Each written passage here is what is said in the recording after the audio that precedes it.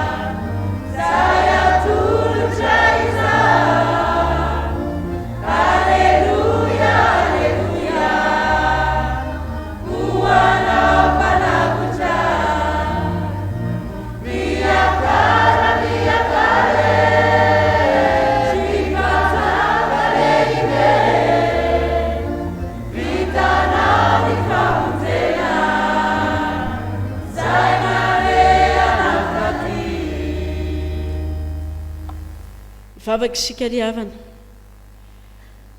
izany tokoa Andriamanitra ray zanaka ary fanahy masonao no tonikiram-bavaka ary tonikiram-panahy sandratray hoentinay midera mankalaza anao ilay mpanjaka ny mpanjaka ary tompo ny tompo izay tsarovanay amin'ity androny io ty ao anatin'izao Alahady Sampandrofia izao no mahampanjaka be voninahitra anao ka efa nasehonao zany fonony ao miakatra tao Jerosalema mideranao zay miaraka ny mponiny lanitra miaraka amin'ireo vahoaka maro sesena zay efa natsiaro ny fanavotana zay nataonao taminy ka te hideranao zay manao hoe haleloia hosana hosana ho anao ry Andriamanitra tomponay amin'ny alalan'i Jesosy Kristy lay mpanjaka anay misaotranao zay no ty andron'io ty mbola avelanao indray midera ny anaranao manandratra ny fiandriananao indrindraindrindra maneo fa mpanjaka ny fonay ianao zay irina indrindra ary dia nanatrehinao zao fotoana izao naiza toerana misy anay mba hatserovanay tokoa fa mpanjaka ny fonay ianao ary mahazo manao zay tianao atao eo amin'ny fiainanay amin'ny anaranao Jesosy Kristy tomponay rery any no azonay mivavaka toy izany amen. Petraka isika riavana andeha riavana hoeny tsika ny sitrapon'Andriamanitra zay tonga amintsika amin'ity androny io ty ary orinan'izay dia iraintsika ny hira 700 ny andininy 2 hoy ny sitrapon'Andriamanitra amintsika riavana manao hoe aza matahotra fa momba anao aho hitondra ny taranakao avy any antsinananao ary avy any andrefa nanao nangonako anao ny avaratra ilazako hoe avoay ary ny atsimo hoe azazonina alao ny zanakao lahy avilavitra ary ny zanakao vavy avy any amin'ny farantany tezay rehetra antsoina amin'ny anarako sady noariako voninahitra dia izay noforoniko sy nataoko eto mivoaka ny olona jamba manamaso ary marenina manatsofina aoka hiambina ny firenena rehetra ary aoka hivory ny olombelona izy aminareo ny malaza zany aoka ambarany amintsika ny fahiny taloha ary aoka enti ny vavolombelona anamarina azy ary aoka hiain'ireo ka hiaiko hoe marina zany isika rehetra zay nanatsofina nentina ny haindry avana dia ilaza fa sambatra ny maitsilana zay mandeha Jehova sambatra ny tanana teny vavolombelona ary mitady azy amin'ny fony rehetra amen.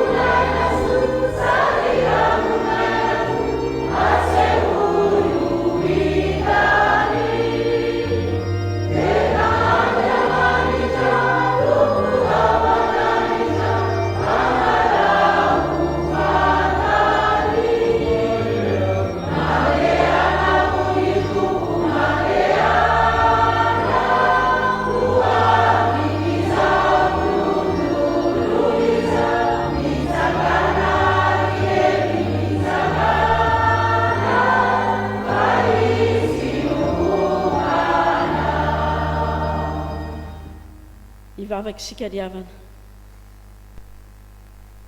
manondrika ny lohanay eto natrehinao tokoa izay Andriamanitra miaiky ny tsy fahataterahanay sy ireo karazana fahadalana rehetra efa nitaterahanay teo natrehinao mahatsiaro menatra sy mangay ahy izahay satria efa natsonao tamin'ny anaranao nefa zay tianay natao ihany nataonay indraindray ary izay dia mametraka anao fa ianao no tomponay ianao no mpanjakanay kanefa vetivety zay dia miala amin'izany ary dia tena mihoatra ny lohanay ny heloka vitanay ny fahotana efa nitaterahanay mifona aminao zahay fa isan'ireo olona manamaso nefa tsy mahita isan'ireo olona manatsofina nefa tsy mandre fa miny manampitsofina manoloana ny antsonao Andriamanitra ary miny mikipy manoloana ny teninao. Mifona aminao re izahay, mamindrafo aminay, mamelay ianao ny elokay, hamboary indray Andriamanitro ireo karazana faharavana misy eo amin'ny fiainanay. Ary ankehitriny Andriamanitro, inona tsy no monombola lazainay, fa miandrandra izahay ny fanamarinana avy aminao. Ary inonay fa ianao ilay Andriamanitra be indrafo, ianao ilay Andriamanitra miay ny vavaka, dia manongilana ny sofinao, miaino anay tsiraray avy, ka mamindra fo aminay, mamindra fo amin'ny taranakay, mamindra fo amin'ny firenenay. Hangatahinay izany vavaka izany amin'ny anaran'ilay Jesosy Kristy Tomponay, inonay fa afaka namarina anay. Amen. Ira fa 730 ny andiny voalohany ihany.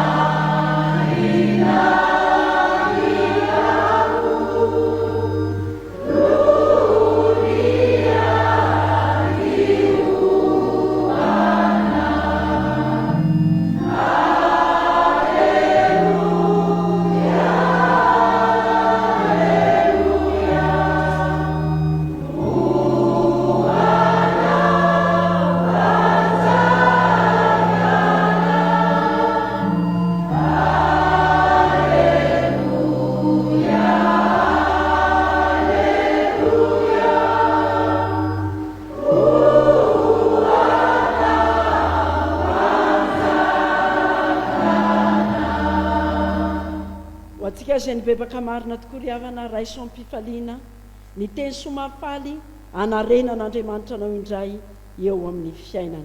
Tsangany sika rehetra ry havana, ary aoriana ny teny famelan-keloka ny 2:100 ka ny 5 ihany ny oraintsika. Izao ny teny somafaly omenantsika rehetra ry havana, fa Jesosy Tompo no hamonjy ahy, fa Jehovah Tompo no hamonjy ahy, ka tsy ho resikenatrao. Ary efa no amafisiko tahaka ny afo vato ny tavako, ka fantatro fa tsy menatra aho. Efa akaiky izay manamarina ahy, iza no hiady amiko? Handeha hiara-mitsangana isika. Iza no mananady amiko? Aoka izy ho avy amiko. Indro Jehovah Tompo no hamonjy ahy, ka iza no hanameloka ahy? Indro izy rehetra ho tonga tahaka ny lamba mangarahara ho lanin'ny kalalao. Izany ry havana no ilazana amintsika rehetra fa voavela ny elokareo noho ny anaran'ny masina. Miderany Tompo manao hoe sambatra ny olona izay voavela ny elo, sy voasary mahafahotany, sambatra ny olona izay tsy hainy voavela, ary tsy misy hiraka hafanay. Amen.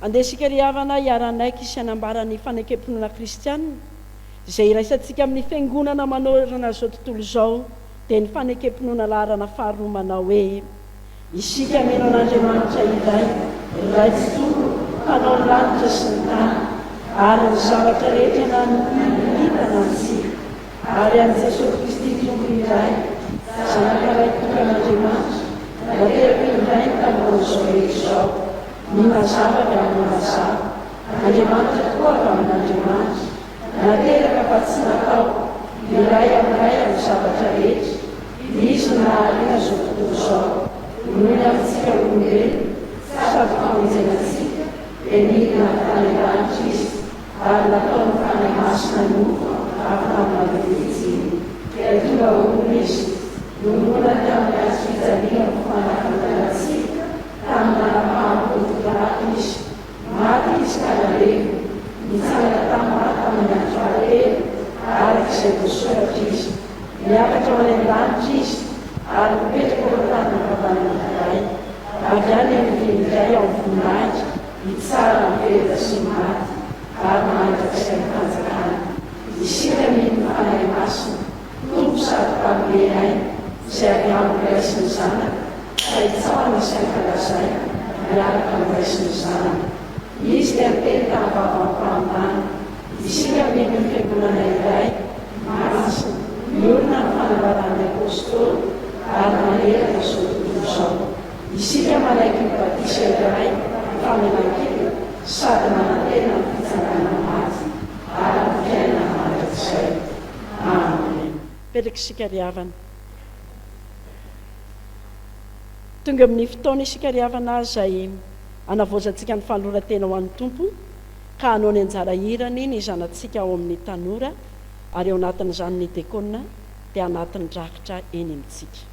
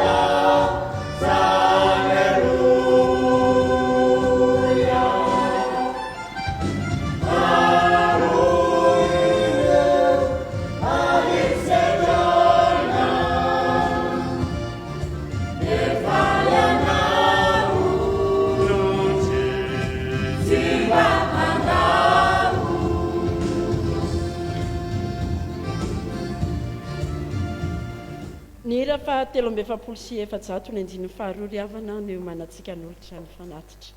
Raisoanao ny foko ry Jesosy Tompo, tsy mba vola fanofoko no atolotro anao. Raiso Tompo, fa fanaty tsitrapo. Tsanga sika rehetra ry havana.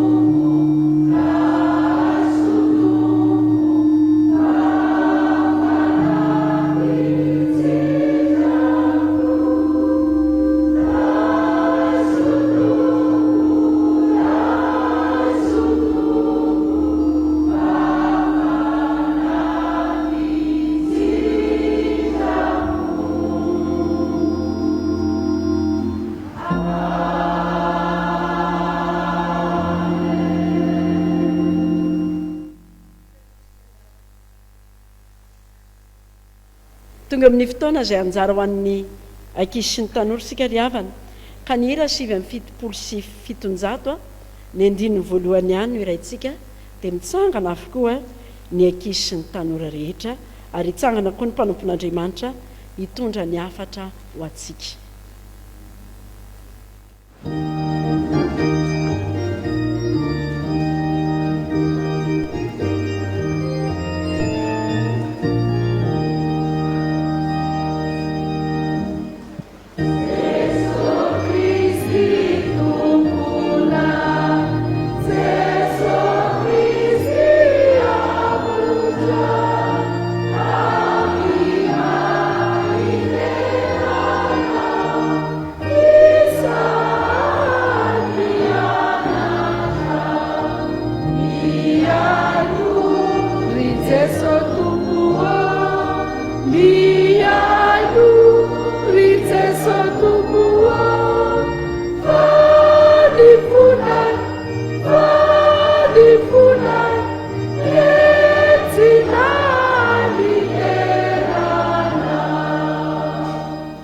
Petraka ianareo.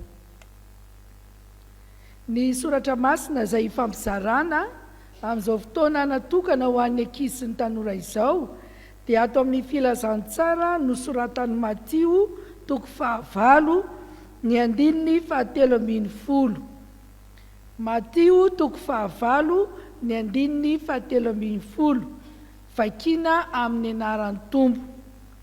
Ary Jesosy teny tamin'ilay kapiteny hoe, mandehana tongava aminao araka ny ninoanao, dia sitrina tamin'izany ora izany ilay ankizilahy. Amen.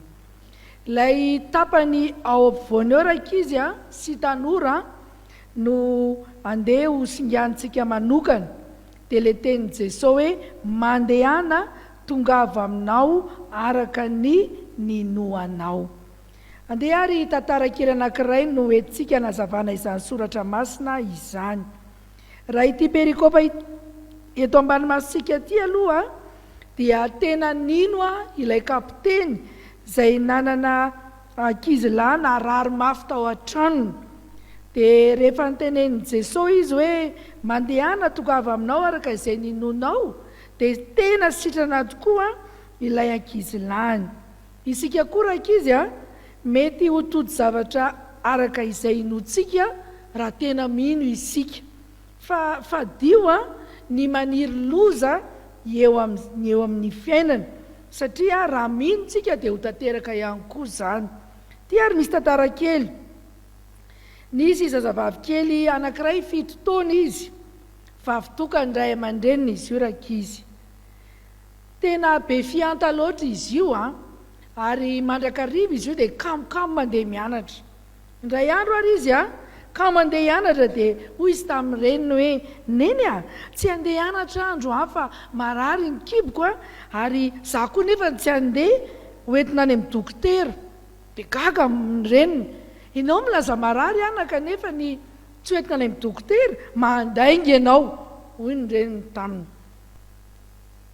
dia tratra teo ny laingany fa rehefa tsy naomby tokoa zany tetiny ka andeha hianatra izany ndraiky izy a dia izao ny tao an-tsainy tokony marary be mihitsy aho zao amin'izay aho tsy mandeha mianatra eritreriny fotsiny io a tokony tena marary be mihitsy aho zao dia tsy miala atao trano ah dia hividianana sakafo izay tiako ah dia matory atao am-pandriana fotsiny ah dia sambatra be amin'izay zany ny eritreretin'ity zazavavy kely tena be fiantary ka mianatra ity tsy maintsy nandeha nianatra ihany moa izy na izany ara ny eritreriny fa izao raika izy a afaka tapabolana tao aoriana io eritreriny io tena narary tokoa ary izy ary tena voan'ny tazo mahery izy tsy afa nianatra tokoa izy natory teo am-pandriana fotsiny izy nomena azy avokoa izay sakafo tokony hohaniny fa tsy nahinana akory izy noho ny aretiny na nytaniny reny izay sakafo tena tiany izy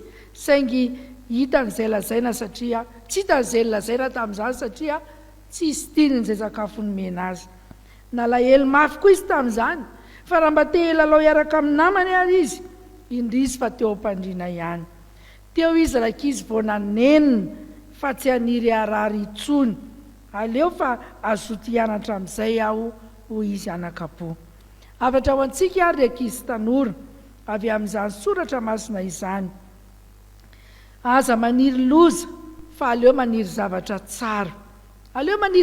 tsara fa hoy Jesao hoe mandehana tonga avy aminao araka izay ninoanao amen hivavaka isika Jesao misaotra anao zahay fa mampianatra anay ianao mitaridalana anay mba ho zaza ankizy tanora mendrika ny voninahitra ao zahay aoka izay mba tsy haniry ratsy eo amin'ny fiainanay satria anao Jesao nefa anteny a hoe mandehana dia tonga avy aminao araka izay ninonao karaha mino izahay fa ho tianay ianao ary aneo zavatra eo amin'ny fiainanay dia ho tanteraka tokoa ane izany aoka mba tsy hanao tahaka ity zazavavy kely ka mianatra ity izahay fa tena azoty hianatra tokoa satria ny fianarana no lova tsara indrindra apetraky ny ray aman-dreninay ho anay engane Jesao malalo ny ankizy sy ny tanora rehetra izay mandre zao afatra izao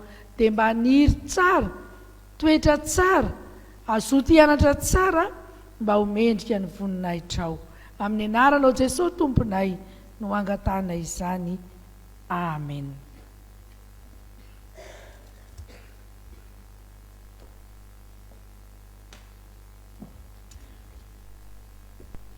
iraintsika riavana ny raha fahenina ambe folo sy roanjato ny andininy fahatelo dia hitsangana ireo mpanompon'Andriamanitra hitarika antsika ao mivavaka sy hamaky mifandimby ny soratra masina rehefa vita ny vakiteny iraintsika vetrany ny rahatelo ambiempolo am'zato ny andininy voalohany ihany hitsangana kosa ny mpanompon'Andriamanitra hitondra ny afatr'Andriamanitra amintsika ireo mpitsanganana ny iraintsika ny rahatelo ambiempolo am'zato ny andininy voalohany ihany rehefa avy eo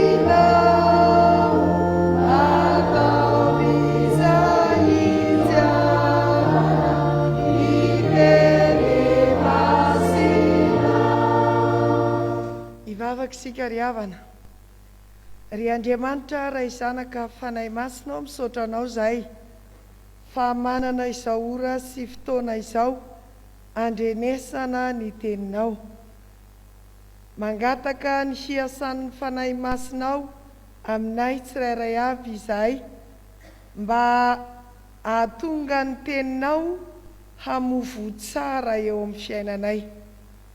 Aoka ny herin'ny fanahy masina no hanamarina ny teninao Andriamanitra, ahatonga finoana sy fiainam-baovao ho anay izay mandre izany teninao izany. Ary aoka ny herin'ny fanahy masina no ameny fonay, ahatonga ny teninao anapaka ao anatinay. Dia mitaiza ny teninao izany Andriamanitra, mba ho aina ho an'izay mandray azy ary ho fahasalamana ho an'ny nofony rehetra. Amin'ny anaran'i Jesosy Kristy no anaovanay ny vavakay. Amen.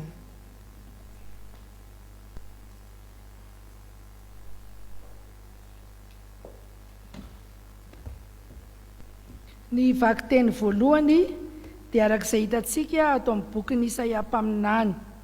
𝙁𝙤𝙯 toko 220 ho vakiana manomboka eo amin'ny 1 ka hatramin'ny 120. Vakiana manomboka eo amin'ny 1 ka hatramin'ny 120 ny bokin'ny 𝙁𝙤𝙯 toko 220 amin'ny anaran'ny Tompo. Amin'izany andro izany dia ho iraina eto amin'ny tanin'ny Joda izao firana izao. Manana tanàna mafy isika, famonjena no tendren'i Jehovah ho manda sy fiarovana. Voay ny vavahady mba hidiran'ny firenena marina izay mitana ny fahamarinana. Ny saina tsy miovaova dia arovanao eo amin'ny fiadanana tanteraka satria matoky anao izy. Matoky an'i Jehovah mandrakizay, fa Jehovah Tompo no vatolampy mandrakizay. Fanahetriny ny mponina avo toerana, ny tanàna avo dia arodany eny, arodany ho amin'ny tany, ka azerany ho amin'ny vovoka. Hitsahany tongotra izy, dia ny tongotry ny ory sy ny faladiany mahantra. Voaravina ny lalany marina, eny, arovanao marina indrindra ny alehan'ny marina. Koa amin'ny lalany fitsaranao Jehovah no iandrasanay anao. Ny anaranao sy ny fahatsiarovananao no iriny ny fanahinay. Amin'ny fanahiko no aniriko anao no ny alina. Eny, ny saiko atao anatiko no hitadiavako anao fatratra. Fa raha mamely ny tany ny fitsaranao, dia mianatra fahamarinana ny mponina amin'izao tontolo izao. Na dia asianao soa aza ny ratsy fanahy, tsy mety mianatra fahamarinana izy. Eny, na dia ao amin'ny tanin'ny fahamarinana aza izy, mbola manao meloka ihany, ka tsy mety mijery ny fahalehibiazan'i Jehovah. Jehovah, avo ny tananao, nefa tsy jeren'ireo. Tsy maintsy ho jereny ihany anefa ny fahasaro-piarinao amin'ny olonao, ka dia homenatra izy. Eny, afo no andevina ny fahavalonao. Amen.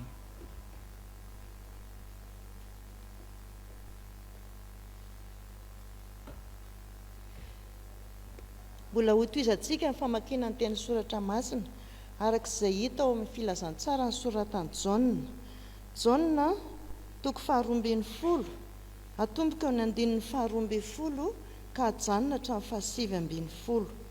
Jaona toko 220 manomboka eo amin'ny 220 ka hatramin'ny 720. Rehefa samy nahita dia vakiana amin'ny anaran'ny Tompo izany. Ary noho ny ampitson'iny ny vahoaka betsaka izay tonga ho amin'ny andro firavoravona, rehefa naharefa ankany Jerosalema Jesosy, dia naka Sampandrofia ka nivoaka hitsena azy sady niantso hoe: Hosana, isaorana neny mpanjakan'i Israely, ilay avy amin'ny anaran'i Jehovah. Ary Jesosy nahita zana-borika anankiray dia nitaingina azy araka ny voasoratra hoe: aza matahotra ry izy io na zanaka vavy, indro avy ny mpanjakanao mitaingina zana-borika. Izany zavatra izany dia tsy fantatry ny mpiainany tamin'ny voalohany, fa rehefa niditra tamin'ny vonany Jesosy dia vao nahatsiaro izy fa voasoratra ilaza azy izany zavatra izany, ary rehefa nataony taminy izany.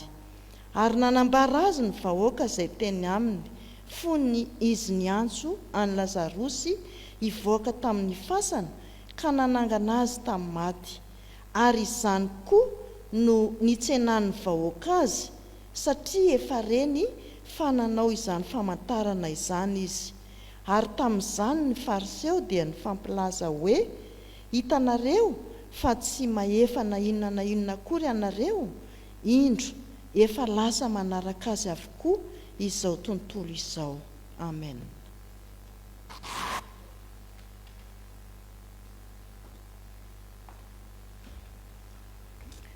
Ho faranantsika ny famakiana ny soratra masina araka ny epistily nosoratan'i Paolo ho an'ny Romanina toko 9 manomboka amin'ny 1:1 ka hatramin'ny 1:7.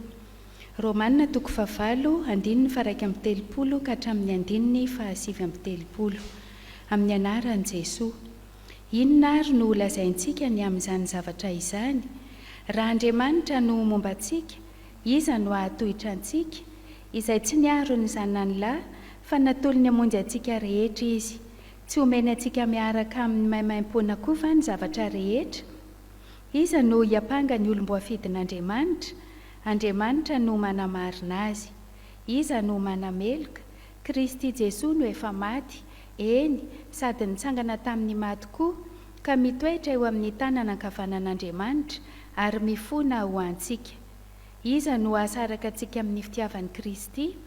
Fahoriana va, sa fahantrana, sa fanenjehana, sa mosary, sa fitanjahana, sa loza, sa sabatra, araka ny voasoratra hoe, fanonony aminao no namononanay mandrakariva, toy ny ondry hovonoina no fijery anay. Kanefa amin'izany rehetra izany dia manoatra noho ny mpandresy isika amin'ny alalan'ilay tiantsika. Fa matoky aho fa na fahafatesana, na fiainana, na anjely, na ireo fanapahana, na zavatra ankehitriny, na zavatra ho avy, na hery, na ambony, na ny ambany, na inona amin'izao zavatra ary rehetra izao, dia tsy asaraka antsika amin'ny fitiavan'Andriamanitra izay ao amin'ny Kristy Jesosy Tompontsika. Amen. Ray masino, manamasina ray amin'ny fahamarinana, ny tena amin'ny fahamarinana. Amen.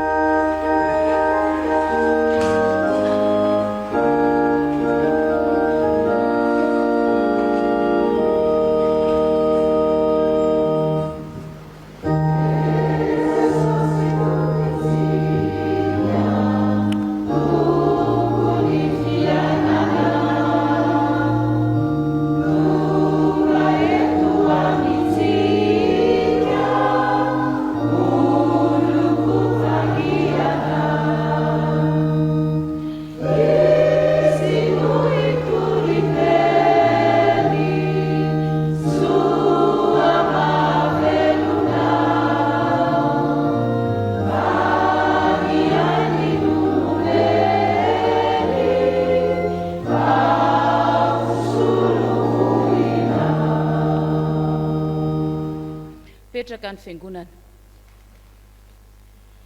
dia mbola ampitomboana ao aminareo rehetra trany ny fahasoavana sy ny fiadanana avy amin'Andriamanitra ray sy Jesosy Kristy Tompo. Amen.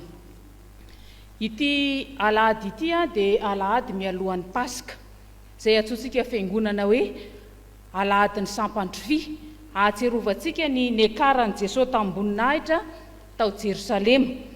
Ary hitantsika tao amin'ny jaonina toko 12 raha nanaraka tsara ny vaky teny sika ny zavatra nisy tamin'izany fotoana izany, fa niobiny izy nangalana ravina oliva ary dia naofaofa zany sampandrofia zany, naofaofa tahaka ny fitsenanan'ny mpanjaka avy nandresy no nitsenana an' Jesosy Kristy, ka ny fiakaran'i Jesosy tao Jerosalema, ny fidiran'i Jesosy tao Jerosalema dia tahaka ny fidiran'ny mpanjaka izay mandresy, mpanjaka-mpandresy, ka arak'izany ny fanjakan'ny Kristy zany, fanjakana izay entiny dia fanjakan'ny mpandresy.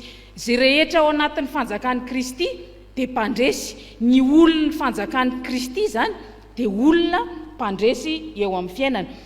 Ary hitantsika zany fa amin'ny Sampandrofia no hidirantsika amin'ny herinandro masina. Dia farana Pasika zany atserovantsika nandresen'ny Kristy ny fahafatesana, mpanjaka mandresy ny ota, mandresy ny fahafatesana, mandresy ny devoly io Jesosy Kristy izay iarahantsika io.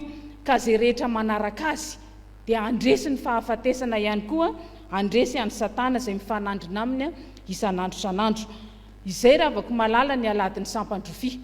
Fa ny mofinainao antsika amin'ity anio ity dia ny Romanina 9 izay maneho amintsika ny dinidinika misimisy kokoa ny amin'izany fiainam-pandresena iainan'ny olon'Andriamanitra izay manaraka any Kristy zany. Loha hevintsika moa dia hoe mandresy ny fahafatesana ny Tompo. Dia Kristy ilay mandresy ny fahafatesana io, mampandresy antsika ihany koa izy io. Dia hitantsika ao amin'ny Romanina 9 izay vakiana tamintsika teo, fa mandresy isika satria mitahy antsika Andriamanitra. Hitantsika eo amin'ny 2:2 zany, 2:2, 2:1-3. Raha Andriamanitra no momba antsika, iza no atohitra antsika? Raha Andriamanitra no momba antsika, iza no atohitra antsika? Mandresy isika fa momba antsika Andriamanitra. Misy hery manohitra antsika mandrakariva amin'ny maha-olon'Andriamanitra antsika eny amin'ny fiainantsika isanandro isanandro eny, manohitra antsika Satana. Ary Jesosy Kristy ilay mpanjaka io no tena hifanandrinany satria izy dia mitsangana ho mpanjaka ihany koa. Haitsika tsara ny teny ao amin'ny Efesianina 4:12 fa isika tsy mitolona amin'ny nofo aman-drafa amin'ny fanapahana sy amin'ny fanjakana sy amin'ny mpanjaka n'izao fahamaizinana izao, dia amin'ny fanaratsy eny amin'ny rivotra, mpanjaka n'izao fahamaizinana izao zany Satana. Ny olona manaiky an' Jesosy Kristy ho mpanjaka dia tsy maintsy hifanandrinan'ny Satana isanandro isanandro, isa-minitra isa-tsekondra. Noho izany tsy maintsy miazona ny fandresena izay nomeny Kristy azy satria momba antsika Andriamanitra dia tazontsika ny fandresena araka izay fombany antsika izay. Satana zany raha avako malala no mampiditra fisalasalana eo amin'ny fiainantsika isanandro isanandro, ataony misalasalany amin'ny famonjentsika, ataony misalasalany amin'ny fomban'Andriamanitra tsika, ataony misalasalany amin'ny fitahian'Andriamanitra tsika, ny tenin'Andriamanitra atsofony ao anatintsika ny tsy finoana, dia mahatonga antsika matahotra, mahatonga antsika be fanahina, mahatonga antsika mitebiteby eo amin'ny fiainantsika isanandro. Zao miakatra daholo ny vidim-piainana. Ny olona ozongozon'ny Satana ny Kristianina hoe aiza izay Andriamanitra momba anareo eo, ary zany no asan'ny Satana izay hifanandrina antsika isanandro isanandro, mampirisika ny olona tokony tenany Satana, fa tsy mampirisika ny olona mihitsy hiankina amin'Andriamanitra sy hitoky amin'ny tenin'Andriamanitra. Tsarovy nefa ry havako malala fa raha Andriamanitra no momba antsika dia tsy misy mihitsy mahatohitra antsika. Ny hoe momba antsika resahana eto dia miandany amintsika Andriamanitra. Io le tenen'ny tanora hoe pour anahy ianao sa contre anahy, fa Andriamanitra dia miandany amin'ny olona. Ary indrindra hoe olona ao amin'ny Kristy dia Andriamanitra miandany amin'ny mandrakariva. Ka na dia milofo azy Satana mifanandrina amin'ny Kristianina, tsy mahavita na inona mahakasika amin'ny planin'Andriamanitra amintsika zany ry havako malala, fa efa nitanterahany Jesosy Kristy ny famonjena, efa nomanin'Andriamanitra ny fiainana mandrakizay ho anao, tsy vitan'ny Satana ny manaisotra sy manombotra izany eo anatrehanao. Hoy Jesosy hoe aty amin'izao tontolo izao no ahitantsika fahoriana, matoki fa izaho efa naharesy izao tontolo izao. Momba antsika Andriamanitra ary miaro antsika amin'ny asan'ny Satana izy.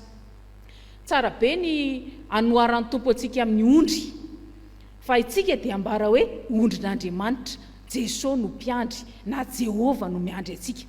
Ny ondry ngery avako malala tsy manana hoentina miady, tsy manana nify entina manaikitra fahavalo. Raha tonga ny Ambodia tsy isondro manaikitra Ambodia zany, fa ny ondry ara mipara rehetra eo, ary raha mitsoka ary izy tsy afaka mandeha mafy akory, fa efa nahita ondry miazakazaka tsika, milantolanto be fandehan'ny ondry rehefa miazakazaka, mora azon'ny Ambodia izy.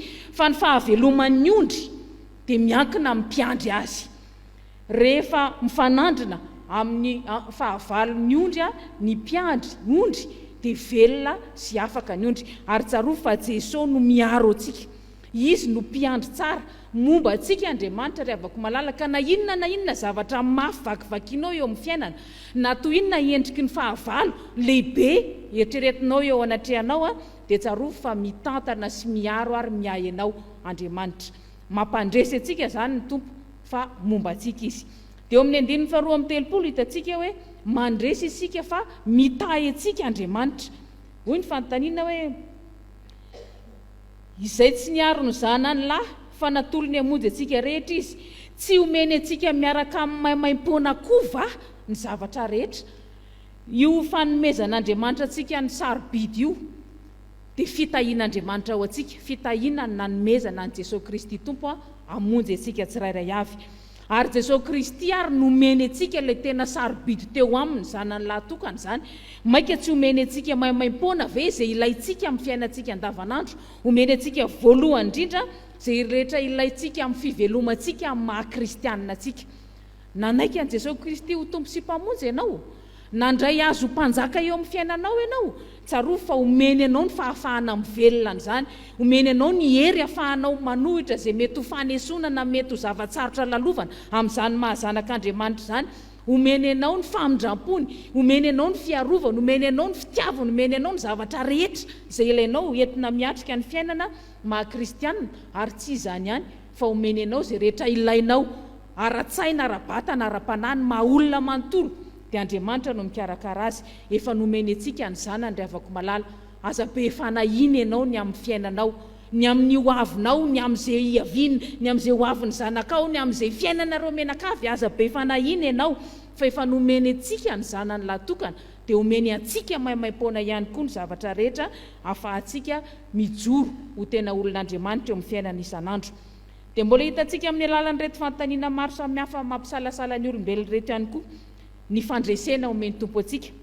Fa hitantsika eto hoe mandresy koa antsika satria manamarina antsika Andriamanitra. Hoy ny 7:30 iza no hiampanga ny olombofidin'Andriamanitra? Andriamanitra ny manamarina azy. Iza ny manameloka? Kristy Jesosy no efa maty, eny sady nitsangana tamin'ny maty koa ka mitoetra ao tananankavanan'Andriamanitra ary mifona ao antsika. Jerevonge izany fitondran'Andriamanitra antsika. Lafo ny fitsarana ny fanontaniana mipetraka eto, resaka fiampangana sy resaka fanamelohana. Ny fiampangana nge asan'ny Satana zany. Dia miampanga antsika isan'andro san'andro izy, mahatonga ny olona namelo tena koa ary zany eo amin'ny fiainany. Ny hafa efa miampanga azy, izy raha teo koa manamelo tena. Fa hoy ny voasoratra hoe iza ary miampanga ny olombofidin'Andriamanitra? Tsy misy a. Andriamanitra ny manamarina azy. Satana mety miampanga azy, fa Satana tsy afaka ny anameloko azy. Satria nahoana? Satria Kristy Jesosy no efa maty, eny nitsangana tamin'ny maty koa. Io fitsanganan'ny Tompo tamin'ny maty io, io fahafatesan'ny Tompo sy fitsanganany tamin'ny maty io dia io no fanafahana antsika ny tanjony, famonjena antsika ny tanjony, ka tsy misy afaka nameloka ny olombovonjy, tsisy afaka nameloka ny olona afaka. Izany olona afaka izany tsy voaheloka. Ary Jesosy Kristy no manamarina antsika, Andriamanitra no manamarina. Hoy ny voasoratra eto. Dia tsy vitany hoe Jesosy efa maty sy nitsangana tamin'ny maty, fa hoe mitoetra eo an-tananankavanan'Andriamanitra ary mifona ao antsika. Izy mihitsy no misolo vava antsika eo anatrehan'Andriamanitra. Na miampanga antsika ary Satana, Jesosy mifona ao antsika. Jesosy no misolo vava antsika. Ary hitantsika tsara fa tena nisoratana mihitsy hoe ary mifona ho antsika. Isika resahany eo tsy hoe ny olona rehetra akory, fa ny olona izay ao amin'ny Kristy. Vao manomboka nge ny 1 amin'ny Romanina 4:9 dia hoe tsy misy fanamelohana ho an'izay ao amin'ny Kristy Jesosy. Ao amin'ny Kristy Jesosy zany no tsy azahoantsika fanamelohana. Fa raha ivelan'ny Kristy Jesosy dia efa voaheloko zany, satria ao amin'ny Kristy ihany tsy azahoantsika fanamelohana. Ny olona ao amin'ny Kristy zany dia ny olona izay manaiky ny mahampanjaka an Jesosy Kristy. Ilay mpanjaka tonga tetỳ amin'izao tontolo izao tao anatin'ny fanetretena, fa raha efa tonga ny Sampandrofia taingina boriky Jesosy Kristy, sady fahalemem-panahy zany no fanetreteny zany, kanefa mpanjaka izy. Dia io mpanjaka io ry avako malala tokony ho raisina eo amin'ny fiainana, tompony fahefana zany mpanjaka zany dia avy elo ho azy ny fahefana eo amin'ny fiainanao, ny fanapahan-kevitrao, zay rehetra ataonao dia izy asena manjaka sy mandray an'izany. Dia ny olona tahaka izany nantsoina hoe ao amin'ny Kristy, ka raha ao amin'ny Kristy ny olona dia tsy misy mihitsy afaka manameloka azy. Ka raha mipetraka zany ny fanontaniana hoe iza ny mpangany olo voafitin'Andriamanitra, valiny tsotra dia hoe tsy misy, satria Andriamanitra ny manamarina azy. Iza ny manameloka, ny famonjena efa vitan'i Jesosy Kristy, afaka ny olona zay mino an'i Kristy, ary raha misy ary fahotana satria mitafinofo amandratsika dia latsaka ao anatin'ny fahotana Jesosy Kristy mifona ao antsika isan'andro. Zany rehefa ko malala tsy mibaiko antsika hoe ndana manota, fa ny soratana izao mba hahatonga antsika rehetra hiala amin'ny fahotantsika, hahatonga antsika tena hiazona mihitsy ny fanamarinana izay nataon'ny Tompo antsika, hiazona antsika ny fandresena, fa satria manamarina antsika Andriamanitra dia hitoetra ao amin'izany fahamarinana sy fanamarinana antsika izany tsika amin'ny androm-piainana izay omen'ny Tompo antsika. Ary amin'ny andinin'ny farany hitantsika eto any andininy 5:30 hatramin'ny 7:30 dia hitantsika fa mandresy isika noho ny fitiavan'Andriamanitra antsika. Tena tiantsika ny Tompo Andriamanitra ry avako malala, ny famonjena antsika fotsiny raha vakiana nge ity Romanina 9:9 ity dia tena hitantsika hoe taloha sika meloka dia no amarinina, voagetitsika fa iny dia afaka kosa kehitriny, matytsika noho ny fahotantsika dia velontsika ao amin'ny Kristy satria natsangany Kristy niaraka tamintsika. Misy fiainam-baovao zany tena feno fandresena omanin'Andriamanitra ho an'ny olona izay mino azy amin'ny alalan'ny fanahin'ny masina, ary io fanahy masina io no milaza aminy amin'ny olona izay mino an'i Kristy fa zanak'Andriamanitra izy, io fanahy masina io no mitarika ny fiainana isan'andro isan'andro. Zany ny halehibehan'ny fitiavan'Andriamanitra antsika. Isika tokony ho fatin'ny fahotantsika, fa Kristy no nitondra ny fahotantsika, afaka sika rehetra. Tsika tokony ho fatin'ny elontsika, Kristy efa nitsangana tamin'ny maty, nilanja ny elontsika dia mandresitsika na ny fahafatesana sy ny fahotana azy. Aza manaiky lavo ny fakapanary afaka malala, aza manaiky resy ny fahotana ianao, fa jerevo ny fitiavan'Andriamanitra anao, fa lehibe mihitsy zany fitiavan'Andriamanitra zany. Ary io fitiavan'Andriamanitra antsika io no azakatsika fahoriana. Hoy ny valy fantaniana eto rehefa nipetraka ny fantaniana hoe iza no asaraka antsika amin'ny fitiavan'i Kristy, fahoriana va sa fahantrana sa fanenjehana sa mosary sa fitanjahana sa loza sa sabatra, zavatra mampiala amin'Andriamanitra daholo reo. Dia hoy ny 9:30 hoe araka ny voasoratra hoe fa noho ny aminao no namononanay mandrakariva, tonondro vonoina ny fijerenay. Miaritra fahoriana, entina ho vonoina mandrakariva miaraka amin'ny Kristy. Dia vonoina ry avako malala, ny fahotana sy ny toetra taloha ny anatintsika any. Ny ondro vonoina rehefa entina ho vonoina tsy mana-tsafidy, tsy afaka miala, fa dia entina fotsiny ho vonoina. Ary tahaka izany ny kristianina, rehefa miaritra zavatra sarotra izy eo amin'ny fiainany, tsy afaka miala fa tsy maintsy miaritra. Fa izao ny tena hery mampandresy azy. Amin'izany rehetra izany dia manoatra noho ny mpandresy isika amin'ny alalan'ilay tiantsika, noho ny fitiavan'i Kristy dia mandresy isika. Misy fahoriana ve, misy fahantrana ve, misy fanenjehana ve, misy tsy fahampisakafo ve, tsy fahampiana ve, misy fahambaraka ve, misy loza ve, misy inona ve. Ny fitiavan'i Kristy no mampandresy atsika. Mila mitoetra mandrakariva ao amin'ny fitiavan'Andriamanitra tsika zany rehefa ko malala. Ka na inona zavatra mitranga eo amin'ny fiainanao dia hitoetra mandrakariva amin'ny fitiavan'Andriamanitra ianao. Jerevy nge ny tapany farany amin'ny 9:30 anareo mijery baiboly reo. Na inona amin'izao zavatra ary rehetra izao dia tsy asaraka atsika amin'ny fitiavan'Andriamanitra izay ao amin'ny Kristy Jesosy Tompontsika. Ao amin'ny Kristy Jesosy Tompontsika no mifototra ny fandresena izay iainantsika isan'andro isan'andro, dia avelao anjaka eo amin'ny fiainanao Jesosy Kristy ry avako malala. Fantaniana apetraka amintsika zany dia hoe fa tena kristianina marina ve ianao? Fa ny olona tena kristianina ao amin'ny Kristy, mivelona amin'ny Kristy, anjakan'i Kristy ny fiainany manontolo, dia izy no tena miaina ny fandresena, izy no tena miaina ny fahafahana, izy no tena miaina ny famonjena, ary mandova ny fanjakan'Andriamanitra izay efa nomaniny rahateo ho antsika. Dia ho aminao zany fandresena zany hosoratany fanahy masina ao am-ponao ny tenin'Andriamanitra tena ampandresy antsika miaraka amin'ny Kristy. Amen.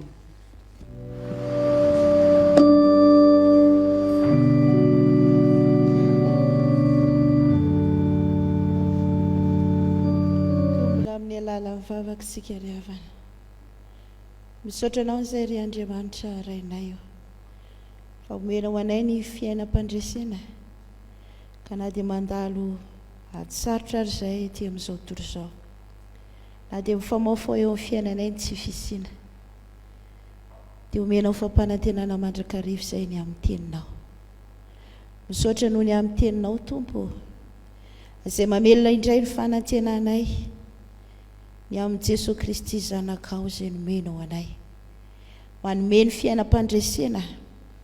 Ianao ilay Andriamanitra manome toky fa momba anay ka mihoatra lavitra noho ny fiahinay ny zanakay, ny fikarakaranao Andriamanitra anay, tantaninao sy viombinanao izay ary arovanao amin'ny ratsy rehetra. Misaotra anao ihany koa nanomezanao an Jesosy Kristy zanakao ilay manamarina anay ka na dia fa ratsy ary izay dia noho ny amin'ny rano a Jesosy Kristy dia no hamarinanao izay.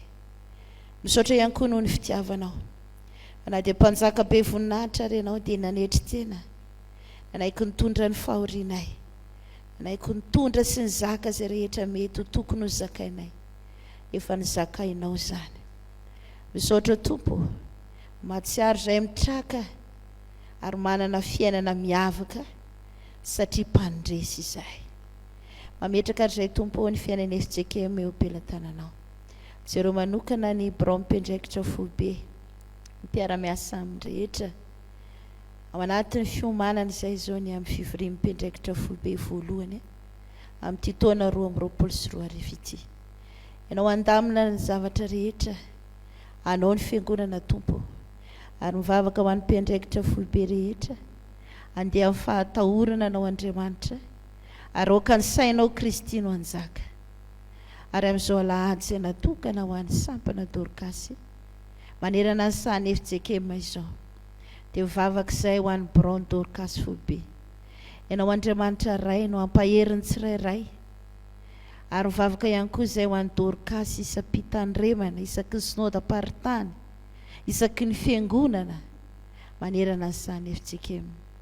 An'olo-tsaina anao, an'olo-pahendrena, iraisana saina fo fanahy satria sampana miorina amin'ny anaranao zany Jesosy Kristy.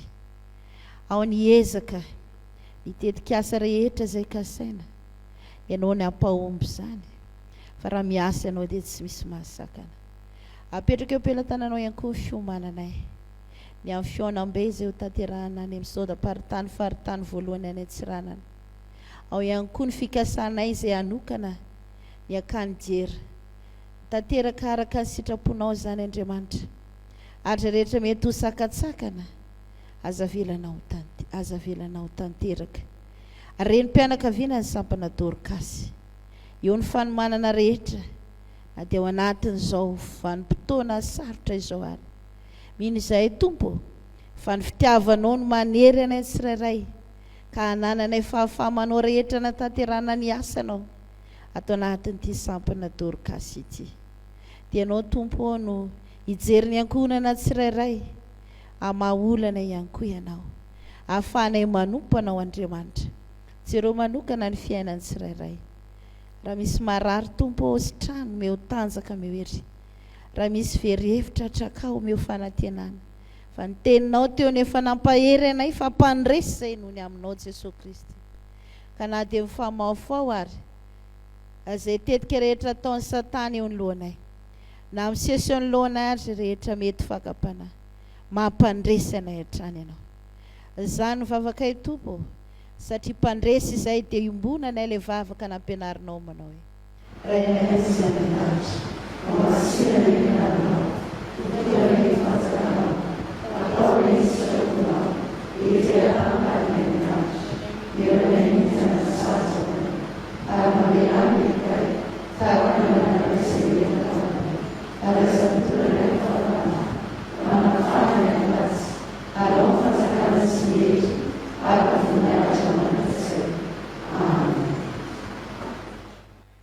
Araba ary ilay malala indrindra ho aminareo mandrakariva ny fahasoavana sy ny famindram-po avy amin'Andriamanitra ray sy Jesosy Kristy, ilay maty famonjenantsika sady miarabantsika koa noho ny amin'izao aladiny ny sampana Dorkasy izao, ary miarabantsika rehetra ihany koa amin'ny izao alahady manokana izao dia ny Alahady Sampandrofia.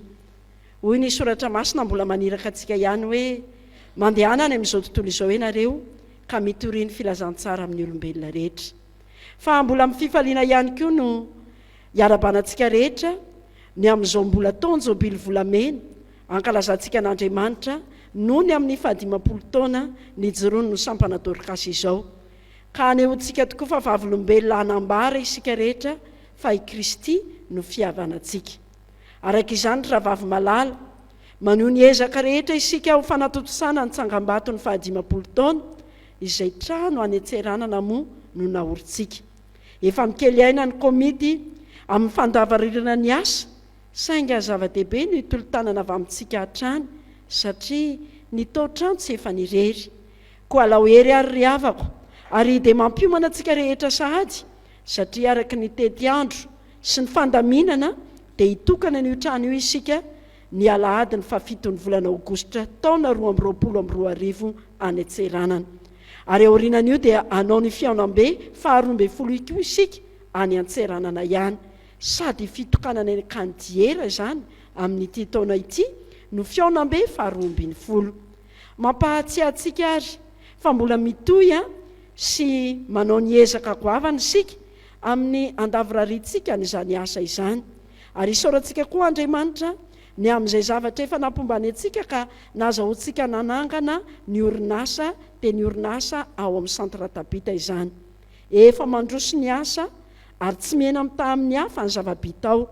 Miara-misaotra an'Andriamanitra isika noho ny amin'ny asa izay neken'Andriamanitra ho tanterahan'ny sampana Dorkasy manerana ny sahan'ny FJKM. Raha tsy resaka fotsiny isika fa tsy tamin'izao 3 volana lasa izao tamin'ity taona ity dia ny fanamarayantsika miaraka ny andro ny 20 Mars. Ankasitraka ny asa ny Tompo le efa nifidy sy ny antsontsika ho fanomezam-boninahitra ny anarany. Isaorana trany koa nefa ny fahavitsiriantsika sy ny fanatotsantsika ny asa imbonana ary dia porofo mivaingana ny amin'izany ny fitombon'ny rakitra nataontsika na dia tao anatin'ny ameana ara-pahasalamana ary. Ny Tompo hamaly soa antsika rehetrarehetra tamin'izay rehetra asa nataontsika ary ho tanterahan'ny Tompo amintsika tokoa ny fahasoavany azahoantsika manambara amin'izao tontolo izao ny atsara nylefa ny antsontsika ny ala tamin'ny maizina ho amin'ny fahazavana mahagaga ary ny antsontsika koa isan'ny zanaka malala. Dia tahin'ny Tompo hatrany ry Dorkasy malala sy ny ankonany amin'ny anaran'ny Braon Dorkasy Foibe. Amarina zao fampivavahana izao sika kanira fa 370 no iraintsika ho mpitsanganana dia apetraka ny tsodrano. Tsanga sika rehetra. 𝙗𝙗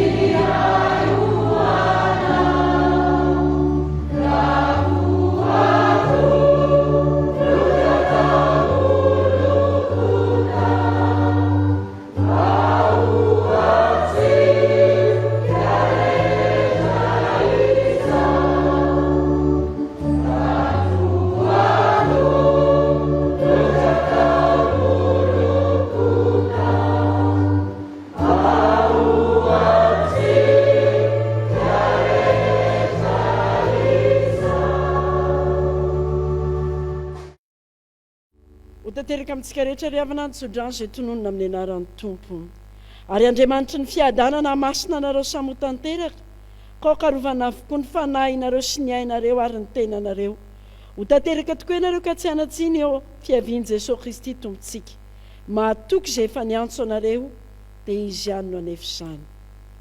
Amen. Petraka isika ry havana mivavaka mangina.